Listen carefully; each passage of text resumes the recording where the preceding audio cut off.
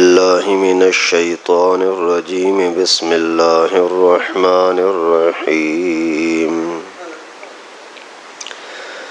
هل أتاك حديث ضيف إبراهيم المكرمين إذ دخلوا عليه فقالوا سلاما قال سلام قوم منكرون فراغ إلى أهله فجاء بعجل سمين فقربه إليهم قال ألا تأكلون فأوجس منهم خيفة قالوا لا تخف وبشروه بغلام عليم فأقبلت امرأته في صرة فسكت وجهها وقالت عجوز عقيم قالوا كذلك قال ربك إنه هو الحكيم العليم صدق اللہ العلی العظیم۔ سورہ ذاریات کا دوسرا رکوع شروع ہو رہا ہے اور 26واں پارہ مکمل ہو رہا ہے۔ گزشتہ آیات مبارکہ میں اللہ تبارک و تعالی نے نافرمانوں کا قیامت کا انجام بیان فرمایا اور فرما برداروں کو قیامت میں کیا انعام ملے گا وہ بھی بیان فرمایا۔ تو یہاں سے آگے اللہ تعالیٰ نے دنیا کے کچھ واقعات بیان فرمائے۔ حضرت ابراہیم علیہ السلام کے پاس معزز مہمان فرشتے تشریف لائے، آ کر کے بڑھاپے کے زمانے میں حضرت ابراہیم کو خوشخبری دی کہ آپ کو بچہ ہوگا۔ بیوی پریشان، یہ کیسے ہو سکتا ہے؟ بتلایا اللہ کی مرضی، اللہ جیسے چاہے کر سکتا ہے۔ پھر لوط علیہ السلام کی قوم کی تباہی کا ذکر فرمایا، پھر حضرت موسیٰ اور فرعون کا مقابلہ، قوم سمود، قوم عاد، ان کا تذکرہ اللہ تعالیٰ نے بیان فرما کر کے یہ بات سمجھائی کہ اللہ تعالیٰ جو چاہیں کر سکتے ہیں۔ نافرمانوں کا عذاب آخرت میں دیں تو بھی مرضی، لیکن دنیا کے اندر بھی اگر عذاب دے دیں تو کوئی بھی روک نہیں سکتا، بھاگ نہیں سکتا۔ تو یہاں اللہ تعالیٰ فرماتے ہیں حل اتاک حدیث ضیف ابراہیم المکرمین، بے شک آپ کے پاس آئی خبر ابراہیم کے معزز مہمانوں کی۔ 3 یا 9 یا 12 فرشتے تھے، حضرت ابراہیم علیہ السلام کے پاس آئے۔ اذ دخلوا علیہ فقالوا سلاما، اچانک داخل ہو گئے، آ کر بولا السلام علیکم۔ قال السلام، حضرت ابراہیم نے سلام کا جواب دیا، لیکن چہرے کو گھور کر کے دیکھا، قوم منکرون، یہ تو انجان اوپرے لوگ لگتے ہیں، میں جانتا نہیں، ان کو پہچانتا نہیں ہوں۔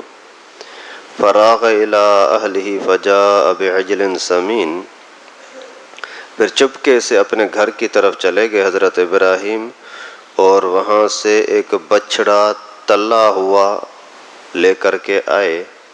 فقربہ الیہم، ان کے سامنے پیش کیا۔ قال الا تاکلون، کیوں نہیں کھاتے ہو؟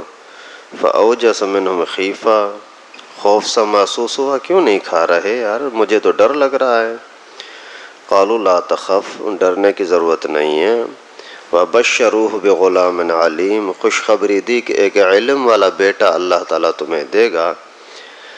فاقبلت امرأته في سرة فسكت وجهها، تو سامنے آئی اس کی بیوی اور چلاتی ہوئی آئی اور اپنے چہرے کے اوپر ہاتھ مارا۔ وقالت عجوز عقیم، بوڑھیا بانجھ عورت، اس کو بچہ ہوگا۔ قالوا كذلك، فرشتوں نے بولا کہ ہاں ایسا ہی ہوگا۔ قال ربک، تیرے رب کا یہی فرمان ہے، انہ هو الحکیم العلیم، یقیناً اللہ تبارک و تعالی حکمت اور علم والے ہیں۔ ابھی یہاں اللہ تعالیٰ نے حضرت ابراہیم علیہ السلام کا ایک واقعہ بیان فرمایا کہ حضرت ابراہیم کی چھوٹی بیوی ہاجرہ کو جب بیٹا ہوا اسماعیل، تو بڑی بیوی سارہ کو بڑی تکلیف ہوئی، اس کو خواہش تھی کہ مجھے بھی بچہ ہو جائے۔ دونوں دعائیں کرتے رہتے تھے، شوہر بھی اور بیوی بھی، سارا بھی حضرت ابراہیم بھی۔ اور اس طرح سے جوانی تو گزر گئی، بڑھاپا آ گیا، بی بی سارا کی عمر 80 سال کے لگ بھگ ہوئی، حضرت ابراہیم علیہ السلام کی عمر 90 سال سے بھی زیادہ۔ اب اس بڑھاپے کے اندر بچہ ہونا ممکن نہیں ہے، لیکن اللہ تعالیٰ کی جب قدرت ہو، اللہ تعالیٰ کی مہربانی ہو تو کوئی ممکن ہی نہیں۔ ابھی 2-3 دن پہلے بھی کوئی اخبار میں آیا تھا، 70 سال کی بڈھی اور بڈھا مرد، ان کو بچہ ہوا ہے۔ اللہ عالم، آج کل میڈیا کا زمانہ ہے، پتہ نہیں لگتا سچ ہے یا جھوٹ ہے، لیکن اللہ تعالیٰ کے سامنے کوئی مشکل نہیں ہے۔ تو اللہ تعالیٰ فرماتے ہیں کہ ابراہیم کے پاس میرے مہمان آئے، میری طرف سے مہمان آئے جو بڑے معزز تھے، بڑے بڑے فرشتے، حضرت جبرائیل، حضرت میکائیل، اس طرح کے بزرگ۔ اچانک حضرت ابراہیم علیہ السلام اپنے کمرے میں بیٹھے ہوئے تھے، دروازے بند تھے، سامنے 3 بندے آ گئے۔ یہ حیران ہو گئے، پہچانتے بھی نہیں ہیں، جیسے ہی آئے بولتے ہیں السلام علیکم۔ سلام کا جواب تو دیا، لیکن گھور گھور کر کے دیکھا، میں پہچانتا نہیں ہوں، دروازے بند ہیں، اندر کیسے آ گئے؟ تو تھوڑا پریشان تو ہوئے، لیکن وہ پریشانی کا مسئلہ بعد میں، پہلے تو مہمان کی خدمت کریں۔ یہ پوچھا نہیں کہ چائے پیو گے، کھانا کھاؤ گے، کراچی کے لوگوں کی طرح۔ اسی ٹائم اندر چھپ چھپا کے گھر چلے گئے، اور وہاں جا کر کے عجل سمین، ایک موٹا تکڑا تازہ ایک بچڑا ذبح کیا، جلدی سے اس کو پورا تکا بنایا، پورا اس کو سجی بنا کر کے اور پیش کیا۔ تو جب ان کے سامنے پیش کیا تو یہ کھانے کے لیے تیار ہی نہیں تھے۔ فرشتے کھاتے ہی نہیں ہیں تو کہاں سے کھائیں؟ فرشتے بھی اللہ تعالیٰ کی نورانی مخلوق ہے نا۔ آج کل لوگ بولتے ہیں نبی نور تھا، اللہ کے نبی تو صبح شام کھاتے رہتے تھے۔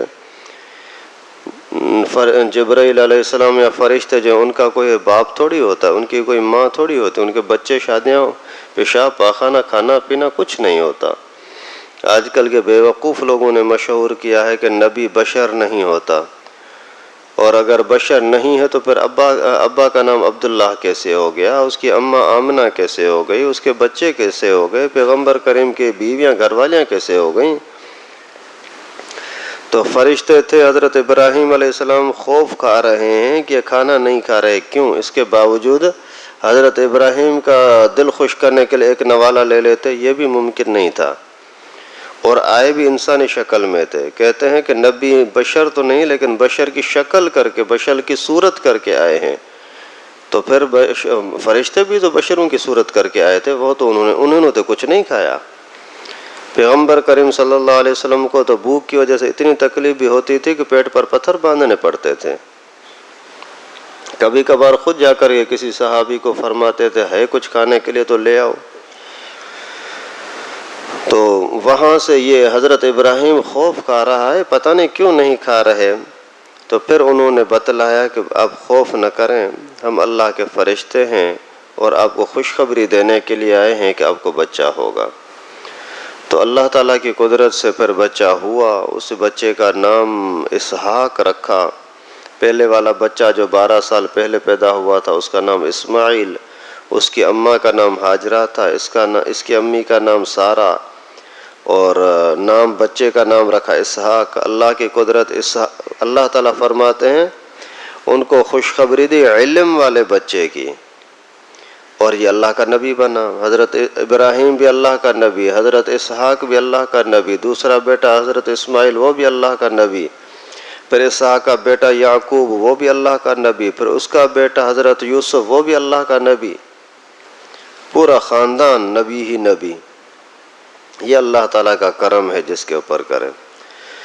تو اسی دوران عورت کمزور ہوتی ہے، وہ اب بات کو برداشت نہیں کر سکتی، جیسے سنا تو حیران ہو گئی، یہ کیا بچہ ہوگا اس بڑھاپے میں؟ تو اللہ تعالیٰ کی طرف سے حکم ہوا، فرشتوں نے بولا ہاں ہاں اللہ کا حکم ایسا ہی ہوگا، اور واقعی ایسا ہوا۔